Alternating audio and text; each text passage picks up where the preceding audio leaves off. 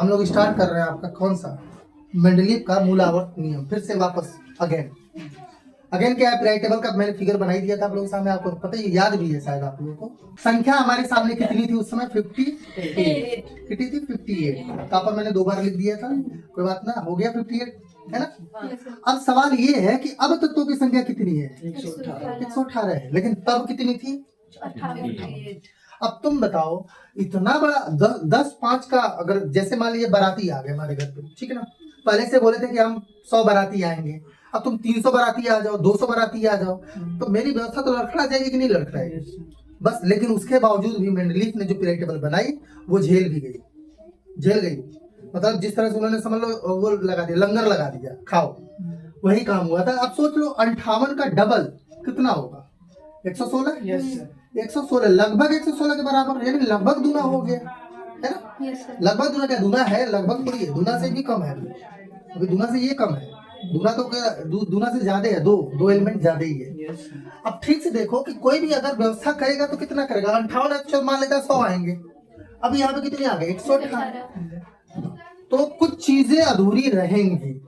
हो सकता है कि चोखा खत्म हो जाए, हो सकता है कि पनीर खत्म हो जाए, हो सकता है पूरी खत्म हो जाए, कुछ तो होगा, प्रॉब्लम कुछ तो होगी।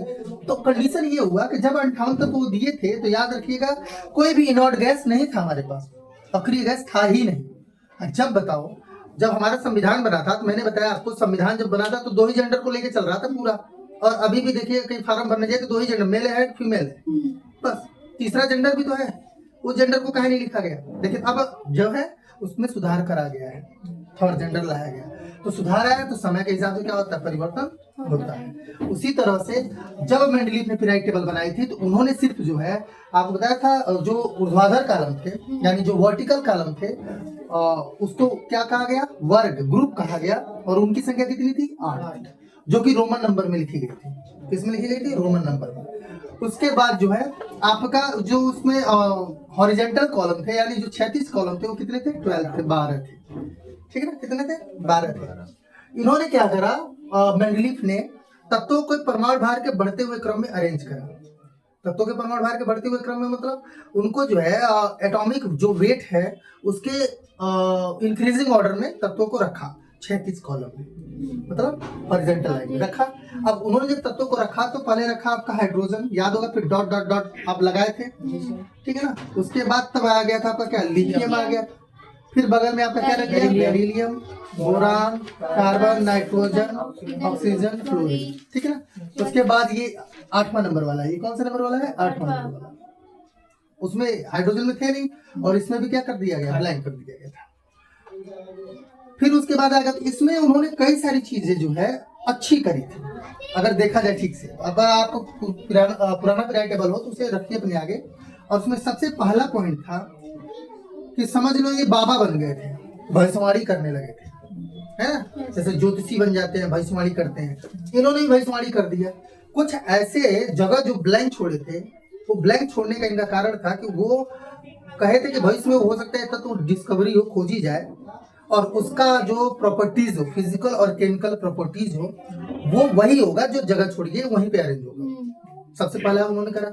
दूसरा पॉइंट उन्होंने जो दिया कि कुछ ऐसे एटॉमिक वेट लिखे गए थे जो कि रियल नहीं थे, तो उसको बदल के फिर से वापस सही जगह उसे रखा गया, क्योंकि उसका ग्रुप में जो है प्रॉपर्टीज मैच कर रही थी, तो उस ग्रुप में रख दिया गया, ठीक है ना। और जितने भी ग्रुप वाले हैं ना, उन सब का फिजिकल और केमिकल प्रॉपर्टीज सेम होती है, ग्रुप वाइज। ग्रुप मतलब जैसे ये 1 नंबर है रोमन नंबर का, इसमें जितने भी एलिमेंट होंगे इन सब का फिजिकल और केमिकल नेचर लगभग सेम होगा, लगभग। ये नहीं, ये 36 लाइन में नहीं, हॉरिजॉन्टल लाइन में नहीं, वर्टिकल लाइन में, समझ में आ रहा है। अब जैसे अभी भी जो पीरियोडिक टेबल है, अगर देखिए तो ये सारे +1 है, सारे क्या है आपके +1 है, इसके बगल वाला सारे क्या है? +2 है, लेकिन बगल में तो बदलता जा रहा है ना वो, तो इसलिए वो कह रहा है कि जो वर्टिकल कॉलम में होंगे वो सिमिलर होंगे, उनके फिजिकल और केमिकल प्रॉपर्टीज क्या होंगे? सेम होंगे। भौतिक और रासायनिक गुण कैसे होंगे? सेम, ठीक है ना। तो हो गए टोटल। और इस पीरियोडिक टेबल में हमको और कुछ जानना ही नहीं था, हमको बस ये जाना था उन्होंने करा क्या था। तो उन्होंने जो है टोटल जो है 8 जो है आपका क्या खड़ी लाइन बनाई वर्टिकल, और 12 कैसी बनाई? 36 हॉरिजॉन्टल लाइन बनाई थी, ठीक है ना। और इन्होंने जो 2-3 पॉइंट दिया, उस समय इन्होंने 0 ग्रुप नहीं दिया था, क्योंकि उस समय हमारे पास अक्रिय गैस था ही नहीं। बहुत सारे परिवर्तन किए गए तब से और अब तक बहुत सारे परिवर्तन किए गए हैं इसमें, ठीक है ना। बहुत सारे साइंटिस्ट, जिसमें सबसे ज्यादा हाथ जो है मोजले का है, तो मोजले को भी देखते हैं। फिलहाल तो हमको लगता है कि मेंडलीव के पीरियोडिक टेबल में कोई दिक्कत नहीं है। न्यूलैंड का ऑक्टेन लिया, चाहे डोबेनाइट्रेट्स हो चाहे लूथर में कोई भी हो, हमसे उन सब से मतलब नहीं है। हमारा मतलब कहाँ आने वाला है, सिर्फ मॉडिफाइड। कौन सा मॉडिफाइड? मेंडलीव का पीरियोडिक टेबल जो मॉडिफाइड करा। किसने मॉडिफाइड करा? मोजले ने करा 1914 में, 1914 में। आपको चेंज करने का असली कारण अगर आपको पता होना चाहिए, तो तब हमारे पास एटॉमिक वेट था। क्या था आपका? एटॉमिक मास था, वेट था। तो इन्होंने जो डिफिनीशन दी थी मेंडलीव ने कहा था कि जो एलिमेंट होते हैं उनका जो प्रॉपर्टीज है वो किसके आवर्ती फलन होते हैं? वो एटॉमिक मास, परमाणु भार के आवर्ती फलन होते हैं। जबकि बाद में उनको पता चल गया कि नहीं, परमाणु भार के नहीं, किसके हैं? परमाणु क्रमांक के हैं, यानी एटॉमिक नंबर। अब डिफिनीशन क्या होगा? अब डिफिनीशन होगा the properties of the element are the periodic function of their atomic number. ये मोजले का लाइन है, समझ में आ रहा ना। मेंडलीव की लाइन क्या थी? द सेम डिफिनीशन एकदम, बस परमाणु एटॉमिक नंबर और एटॉमिक मास का अंतर है बस। एटॉमिक नंबर कहता है मोजले और एटॉमिक मास कौन कहते हैं? हमारे मेंडलीव कहते हैं। हाँ, ये पीरियोडिक टेबल फिर से याद रख लीजिए। और 1869 गांधी जी की बर्थ ईयर है 1869, और इन्होंने पीरियोडिक टेबल प्रकाशित कर दी 1871 में। जबकि अब आएंगे हमारे मोजले। कौन आएंगे? मोजले। तो बढ़ते हैं हम लोग आगे, मोजले पे चलते हैं। जय हिंद दोस्तों, इनकलाब जिंदाबाद। इससे पहले हम लोग पढ़ चुके थे मेंडलीव की आवर्त सारणी। मेंडलीव की आवर्त सारणी में हम लोगों ने जो पढ़ा था उसमें ये था कि मेंडलीव ने जो पीरियोडिक टेबल बनाया था वो परमाणु भार के बढ़ते हुए क्रम में रखा था। उसमें इन्होंने कहा था कि किसी तत्व, मतलब तत्वों का जो है, जो परमाणु भार, मतलब जो आवर्ती होता है, परमाणु भार के आवर्ती फलन होते हैं, ठीक है। उसके बाद आ गए हमारे, वो तो पूरे हम लोगों ने पढ़ लिया था। उसमें जो आपके क्षैतिज कालम थे वो 12 थे और खड़े कालम कितने थे? 8, ठीक है, जो रोमन संख्या से लेके। इसमें भी देखिए आप, ये जो हमारे सामने पीछे पीरियोडिक टेबल है, ये मोजले का पीरियोडिक टेबल है। मोजले के पीरियोडिक टेबल में इन्होंने जो है, जब डिस्कवरी किसकी हो गई, जब इन्होंने डिस्कवरी कर ली किसकी? एटॉमिक नंबर की। किसकी डिस्कवरी कर ली? एटॉमिक नंबर की। जब परमाणु क्रमांक की खोज हो गई, खोज हुई थी 1913 में, और इन्होंने संशोधित आवर्त सारणी दी है 1914 में। यानी जो एटॉमिक नंबर की जो खोज हुई है वो 1913 में हुई है, जबकि हमारा जो संशोधित आवर्त सारणी है वो 1914 में दिया गया। किसके द्वारा दिया गया? मोजले के द्वारा। ये जो देख रहे हैं पूरा पीरियोडिक टेबल, इस समय ये मोजले का ही है। तो मोजले ने जो पीरियोडिक टेबल दिया था उसमें कारण क्या रहा? सबसे पहली चीज, पहले हम ये मानते थे कि तत्वों के भौतिक और रासायनिक गुण, तो किसी भी एलिमेंट का जो फिजिकल प्रॉपर्टीज और केमिकल प्रॉपर्टीज होता है वह उसके एटॉमिक वेट पे डिपेंड करता है। लेकिन नहीं, बाद में हमको पता चल रही है एटॉमिक वेट पे नहीं, एटॉमिक नंबर पे डिसाइड करते हैं। अब उसमें अगर देखा जाए तो उसमें समस्थानिकों की भी डिस्कवरी नहीं हुई थी। समस्थानिक, आइसोटोप्स। आइसोटोप्स में आप जानते हैं ना, कार्बन 6, कार्बन देखो, अगर उनके कार्बन को एक ही में रखते हैं तो कार्बन होता है 6C पे 12, 6C पे 14 और 6C पे 14। 3 ये आइसोटोप्स हैं कार्बन के। अब नोटिस करो कि जब मेंडलीव ने पीरियोडिक टेबल बनाई थी तो एटॉमिक वेट के बढ़ते हुए क्रम में रखा था। आपको नहीं लग रहा है कि उसके हिसाब से तो कार्बन 3 जगह जाता? कितनी जगह जाता? 3 जगह लेता। वो है तो एक ही। अब मान लो मैं किसी घर के रिश्ते में गया, किसी का वहां मामा लगता हूँ, किसी का फूफा लगता हूँ, किसी का मौसा लगता हूँ, तो क्या मेरे लिए 3 कुर्सी रखी जाएगी? है, वो कहेगा फूफा, ये मामा के लिए, फूफा के लिए, मौसा के लिए, है नहीं? अब तीनों तो मैं ही हूँ, तो सिंपल सी बात है, मैं बॉक्स तो एक ही लूंगा। अब तीनों जगह का चार्ज मेरे पास अलग अलग है। यानी उस समय जब प्रॉब्लम हुई मेंडलीव के समय में, तो मेंडलीव के समय में प्रॉब्लम इसलिए नहीं थी क्योंकि उस समय आइसोटोप्स हमारे पास नहीं थे। हमारे पास उस समय आइसोटोप्स नहीं थे। अब जब आइसोटोप्स नहीं थे तब तो कोई दिक्कत नहीं थी, पीरियोडिक टेबल में कोई दिक्कत नहीं थी। लेकिन जब देखा उन्होंने कि कार्बन है, बहुत सारे है, सिर्फ कार्बन है, ऑक्सीजन है, कार्बन है, नाइट्रोजन है, बहुत सारे ऐसे तत्व जिनके समस्थानिक मौजूद है, आइसोटोप्स मौजूद है। अब उस हिसाब से कार्बन को 3 जगह देनी पड़ती। कार्बन कितनी जगह देनी पड़ती? 3। होता तो एक ही। अब क्योंकि एटॉमिक वेट के बढ़ते हुए क्रम में तो 12 पे रखा जाता, 13 पे रखा जाता, 14 पे भी रखा जाता, ठीक है ना। तो वो 3 जगह लेता, लेकिन रियल में उसे एक ही जगह चाहिए। बाद में जब एटॉमिक नंबर की डिस्कवरी हो गई, इसके द्वारा हुई, मोज़ले के द्वारा 1913 में। तब पता चल गया कि नहीं, एटॉमिक वेट के आवर्ती फलन ना होके एटॉमिक नंबर के आवर्ती फलन होते हैं, ठीक है ना। तब उन्होंने क्या किया, तब उन्होंने पीरियोडिक टेबल, जो मेंडलीव की पीरियोडिक टेबल थी, उसको जो है मॉडिफाइड करा, इसलिए इसको बोला जाता है modified periodic table of Mendeleev, ठीक है ना। मेंडलीव के संशोधित आवर्त को बोलते हैं। और जब मेंडलीव ने पीरियोडिक टेबल दिया था, तब एक चीज और याद रखिएगा, ये नहीं थे हमारे पास। उस समय हमारे पास कोई भी इनोट गैस, अक्रिय गैस नहीं थी, ठीक है ना, नोबल गैस भी बोला जाता है, ये नहीं थे। इन्होंने क्या करा, वही करा है। देखिए उन्होंने कितने लिए थे, टोटल 12 लिए थे। कितने लिए थे, 12। अब भी देखो यार 10 तो दिख ही रहा है, 10 दिख रहा है ना मेंडलीव का। दो यहाँ देखो, 10 के बाद 11, 12। अभी बताओ 11 जो है आपके क्षैतिज कॉलम दिखे कि नहीं दिखे, हॉरिजॉन्टल कॉलम कितने दिखे, 12, है ना, 12 दिखे ना। देखो 10 दिखा है, 1 2 3। तो आपको नहीं लग रहा है कि यहाँ पे जो रोमन नंबर है, इसको अभी भूल जाए हम, इसको ध्यान दें। अभी भी हमारे पास कितने हैं, 12 ही हैं, जो किसने दिया था, मेंडलीव ने दिया था। तो आपको इसमें झलक दिख रही है मेंडलीव की, दिख रही है कि नहीं दिख रही है। तो उसके बाद दूसरा देखो, उन्होंने 8 वर्टिकल कॉलम रखे थे, वर्टिकल खड़े कॉलम, है ना, कितने रखे थे, 8। यहाँ पर भी देखो 1 2 3 4 5 6 7 8 ही है बस। एक अक्रिय गैस वाला उनके पास नहीं था। क्यों नहीं था, क्योंकि उसमें थे ही नहीं, उस समय ये था ही नहीं। जैसे मैंने आपको पिछली बार बताया था, पिछली लेक्चर में, कि पहले हमारे पास जेंडर सिर्फ मेल और फीमेल आया करते थे, अब थर्ड जेंडर भी आता है, समझ में आ रहा है ना, तो कॉमन जेंडर भी आता है उसमें। तो मेल फीमेल के बाद तीसरा इंक्लूड किया गया, तब जरूरत नहीं थी, लेकिन अब तो जरूरत पड़ी। उसी तरह से जब मेंडलीव ने पीरियोडिक टेबल दी थी, तब हमारे पास इनर्ट गैसेस नहीं थे, है ना। उन्होंने भविष्यवाणी करी थी कि नहीं, हाँ होगा कोई जीरो समूह वाला। भविष्यवाणी तो उन्होंने बहुत करी, लेकिन उन्होंने भविष्यवाणी नहीं कर पाई, है ना। एक भविष्यवाणी तुम लोगों ने सुना होगा जोक्स में, उसने कहा भगवान से उसने आशीर्वाद मांगा, हे भगवान, जैसे समझ लो एक भविष्यवाणी करा एक आदमी का, भैया हमारा भविष्यवाणी कर दो, भविष्य में मेरा लड़का क्या करेगा। तो मतलब भविष्यवाणी जो करा, उसने कहा इसके पास बहुत पैसे वाले घर में रहेगा, पैसे वाले घर में रहेगा, एसी में रहेगा, हाँ। कह रहे वाह बहुत अमीर बनेगा, वो सोच के चला गया। जब हो गया 20-22 साल का, तो जानते उसकी ड्यूटी कहाँ थी, एटीएम में थी। पैसे भी बहुत थे और एसी रूम में भी था, एटीएम का गार्ड था वो, समझना। भविष्यवाणी तो वो भी करा ना। तो ऐसे भविष्यवाणी मेंडलीव ने नहीं करा, फिर चलो एक आध भविष्यवाणी छूट गई। अब उसे पूछना चाहिए था पैसा वो किसका रहता है, ये नहीं पूछा, सब हुआ सुख खुश होकर चला गया। मेरा बेटा कैसा होगा, अमीर होगा, मेरा बेटा नहीं, एक लाइन है, मेरा बेटा सुपरस्टार, जीरो। तब जो है 8, तो ये जो दिख रहे हैं आपको, ये 8 जो दिख रहे हैं, ये हमारे मेंडलीव के द्वारा दिए गए टेबल है। ध्यान से देखिएगा, ये वर्टिकल कॉलम जो दिख रहे हैं आपको, खड़े ऊर्ध्वाधर कॉलम दिख रहे हैं, ये ऊर्ध्वाधर कॉलम 8 मेंडलीव ने ही दिया था। सिर्फ उन्होंने किसको जोड़ा है, जीरो को। आप अगर नोटिस करें तो कुछ भी नहीं करा, सिर्फ जीरो जोड़ा है, बाकी सब पीरियोडिक टेबल मेंडलीव का ही है।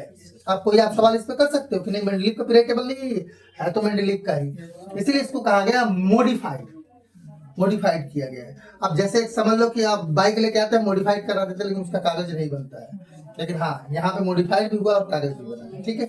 तो अब इसमें थोड़ा सा कुछ और देखते हैं। सवाल यहाँ पे क्या हुई है, उसमें भी 8 वाले को तीन एलिमेंट रखे गए थे, इसमें भी तीन एलिमेंट रखे गए 8 वाले। और अभी तक पीरियोडिक टेबल में भी कितने एलिमेंट रखे गए, 3 ही, 8 में 3 है।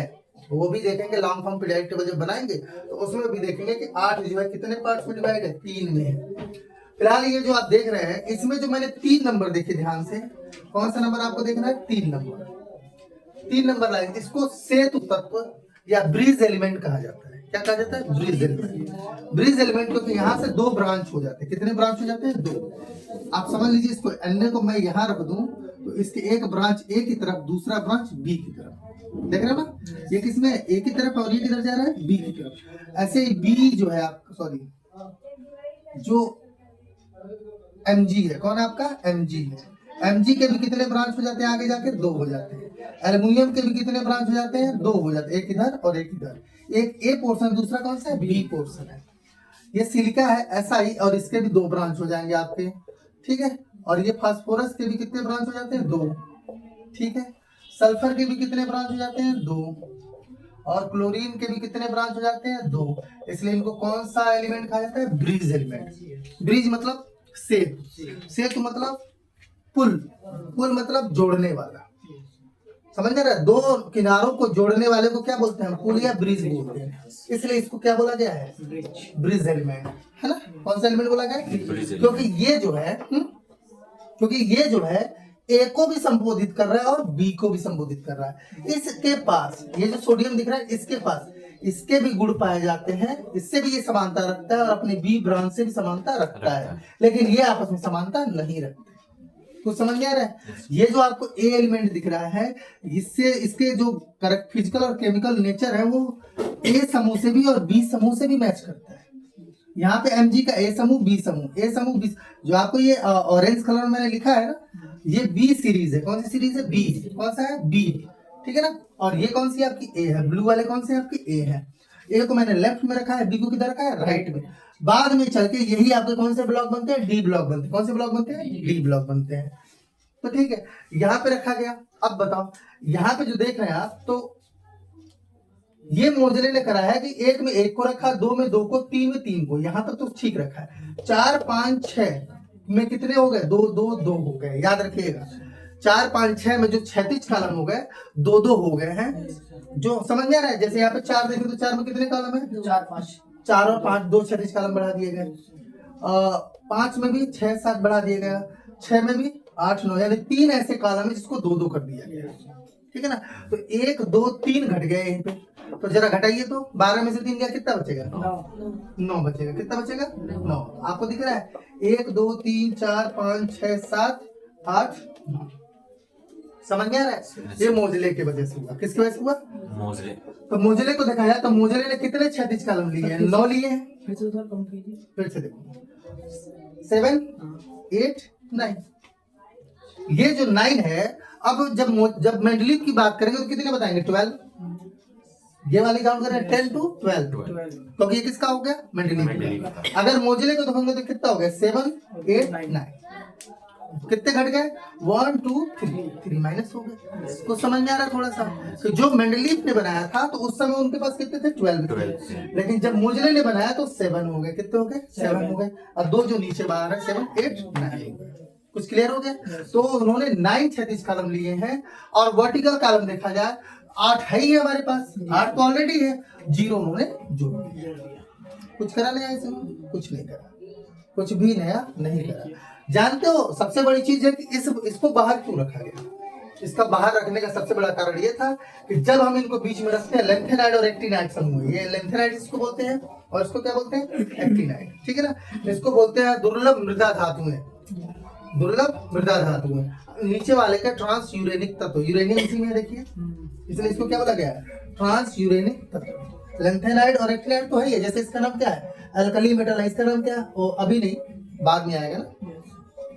ये आपका लेंथेनाइड है और ये क्या आपका एक्टिनाइड है, क्योंकि एल्ले के बाद जब ये बीच में आते थे, एल्ले मतलब लेंथेनियम, लेंथेनियम के बाद जब हम इनको रखते हैं तो इसमें प्रॉब्लम हो जाती है, उनके आवर्तिता, गुण की जो आवर्तिता थी ना वो खराब हो जाती थी, तो इसलिए इन्होंने इसको क्या कर दिया? बाहर रख दिया। समझ में आ रहा है? जैसे लेंथेनाइड के बाद जैसे ही हम यहाँ पे सी रखना शुरू कर देते हैं तो ये पूरा पीरियड नेचर में डीनेचर हो जाता है इसका, यानी इसका कैरेक्टर क्या हो जाता है? खत्म हो जाता है।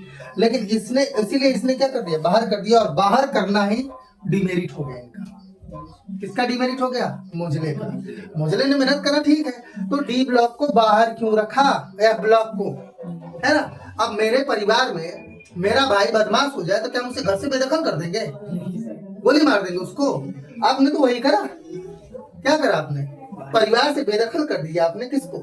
F block. क्यों करा? इसको मेंडलीव तो ऐसा नहीं करे थे। मेंडलीव परिवारवादी आदमी था, ये जो है परिवारवादी आदमी नहीं। कौन? मोजले।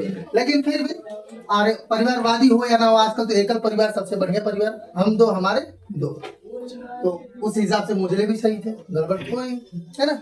तो इन्होंने क्या करा? एफ को बाहर रख दिया। एफ को कहाँ रख दिया? बाहर रख दिया।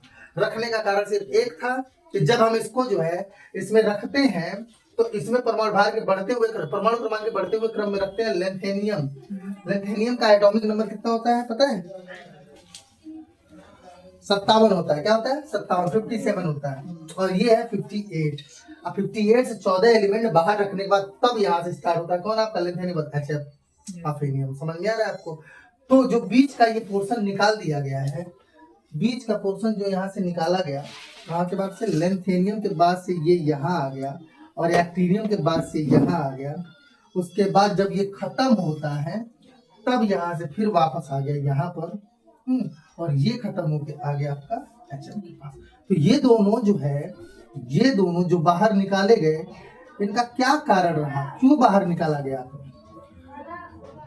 तो बाहर निकाला गया क्योंकि जब ये रखे गए थे उसके अंदर, तब वो क्या करते थे, पीरियोडिक टेबल का जो नेचर है, पीरियोडिसिटी, आवर्ती गुण प्रदर्शित करना, वो क्या हो जा रहा था, खत्म हो जा रहा था। इसलिए इन्होंने इसको क्या कर दिया, बाहर कर दिया। क्लियर, समझ में आ रहा है? कोई डाउट है यहाँ पे? डाउट बस आप थोड़ा सा रिलेट करना है आपको अभी, बाकी थीसिस तो थियरी तो कंप्लीट होती जाएगी, फिगर जानना सबसे जरूरी है।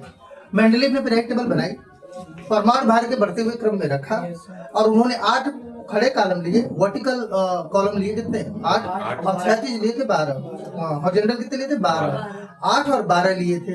अभी भी हमारे सामने 8, 8 और 12 है, लेकिन एक जीरो बढ़ गया है। जीरो इसलिए बढ़ा क्योंकि जब मेंडलीव ने पीरियोडिक टेबल बनाई थी तब हमारे पास कोई भी नोबल गैस नहीं थी, तो इसलिए उन्होंने उसके लिए जगह नहीं दी। ठीक है, अब जैसे मेरे बाबा ने मेरे लिए घर बनाया, हम 3 भाई थे, तीनों के लिए अलग अलग घर, बढ़िया से सेक्शन से, ताकि अलग हो, अलग अलग रह लें। ठीक है ना? अब बताओ, ठीक है, बाकी 2 भाइयों के एक लड़के हैं, ठीक है, एक घर में रह लेंगे। अब मेरे 2 बेटे, अब बताओ वो 2 बेटे किस घर में रहेंगे? अब वो घर तो उस हिसाब से बना नहीं, क्यों? क्योंकि मेरे पिताजी ने तो ये सोचा नहीं था कि मेरे 2 बच्चे होंगे, या मेरे बाबा ने ये सोचा था मेरे 2 बच्चे होंगे, उस घर को भी 2 पार्ट्स डिवीजन करना पड़ेगा। वो तो नहीं सोचे, वो तो उस हिसाब से बनाया था कि मेरे बच्चे ऐसे रहेंगे, मेरे बच्चे ऐसे रहेंगे। अब ये नहीं सोचेंगे ना इनका बच्चा कैसे रहेगा। सेम टू सेम मेंडलीव के साथ भी वही हुआ। जब मेंडलीव ने पीरियोडिक टेबल, तो जो मौजूद था उसको ध्यान रख के बनाया। उस समय क्या नहीं था, जीरो ग्रुप भी नहीं था, और इतने बड़े ज्ञानी भी नहीं थे। मेंडलीव भविष्यवाणी करने वाला आदमी नहीं थे, वो एक वैज्ञानिक थे, तत्वों को अरेंज करना जानते थे। अरेंज के हिसाब से उनसे भविष्यवाणी हुई थी। भविष्यवाणी तो रदरफोर्ड ने भी करा था कि परमाणु नाभिक में प्रोटॉन के अलावा भी कोई दूसरा है जिसके वजह से एटॉमिक वेट इतना ज्यादा है। तो भविष्यवाणी तो उन्होंने भी करा, काम करते कि नहीं, उन्होंने न्यूट्रॉन की भविष्यवाणी 1919 में हो गई थी। न्यूट्रॉन की डिस्कवरी कब हुई थी? 1919 में हो गई थी, लेकिन खोज कब हुआ? 1932 में हुआ। आप खुद सोचो थोड़ा सा, 1919 में भविष्यवाणी करी थी उन्होंने, रदरफोर्ड ने, लेकिन श्रेय तो नहीं ले पाए ना, श्रेय तो चैडविक ले गए हमारे। तो सेम टू सेम यहाँ पर था, इन्होंने भविष्यवाणी नहीं करी थी जीरो का, लेकिन मिल गया इनको। तो 8 आप अगर कंपेयर कर रहे हैं तो हमारे ये भी 8 अभी भी मेंडलीव है, और ये हमारे 12 अभी भी क्या है, मेंडलीव। क्लियर हुआ?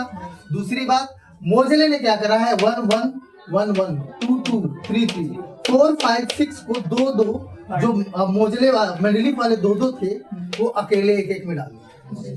तो इस वजह से 3 कम हो गए, 3 कम हो रहा है, 4 5 6, याद रखिएगा 4 5 6। इसको जानते हो कौन सा नंबर बोला जाता है? 5 7 और 9 कौन सा नंबर है? इवन नंबर है कि ऑड नंबर है? Sir even number. Even number है। What is even number? That number is not divided by 2, that is called odd number. Even number होता है डिवाइडेड बाय 2। सम है कि विषम है? विषम। अब सही, तो इंग्लिश से कोई मतलब नहीं है। और तो 5 7 9 कौन सा नंबर है? विषम। इसलिए इस जो आवर्त है इसको भी विषम आवर्त बोलते हैं। क्या बोलते हैं इसे? विषम आवर्त। क्लियर हो गया? ऑड सीरीज कौन सा बोलते हैं? Odd series. अब समझ में आ रहा ऑड सीरीज क्यों बोला जाता है? क्योंकि नंबर ऑड था और ये विलुप्त कर दिया गया इसमें से। इसको क्या कर दिया गया? विलुप्त कर दिया गया। यानी इन तीनों को खा गए हमारे मोजले, जो मेंडलीव ने दिया था। खाने के बाद इन्होंने जो नंबर रखा 1 2 3 4 5 6 7 8 9 कितने खा गए? 4 5 6। ठीक है ना? तो 4 5 6 में एक एक क्या कर रहे हो? तो ये हमारे सामने आपका मोजेले का पीरियोडिक टेबल, और इसमें सेक्शन बने हुए हैं 1A 1B।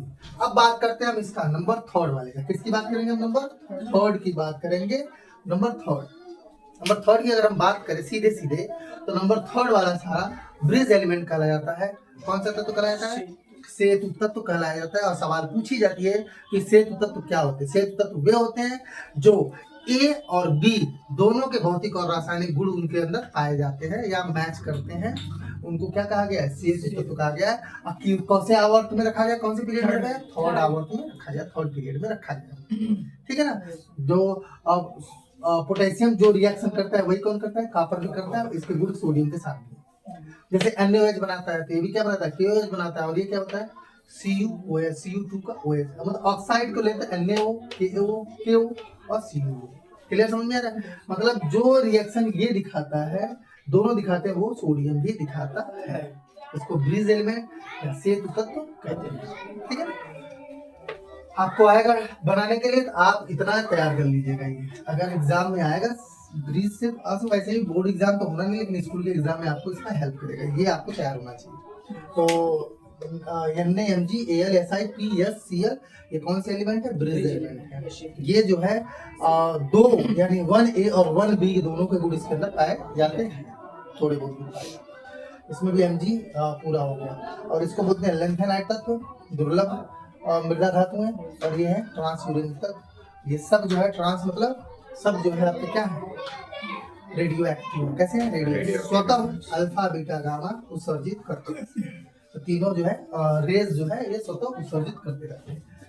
तो और इसमें कोई आपके पास कोई टॉपिक बन रहा है क्या, कुछ नहीं। और ये पीरियडिक टेबल हम मोजले का जब भी पीरियडिक टेबल स्टार्ट करेंगे तो आप लिखेंगे किसी तत्व का, तत्वों के भौतिक और रासायनिक गुण, उसके परमाणु क्रमांक क्या होते हैं, आवर्ती फलन होते हैं। ना कि हम ये बोलेंगे उसके परमाणु भार के आवर्ती, क्योंकि परमाणु भार मेंडलीव का है, परमाणु क्रमांक मोजले है। That's it. अब इसको बंद करते हैं, फिर स्टार्ट करेंगे हम लोग नेक्स्ट।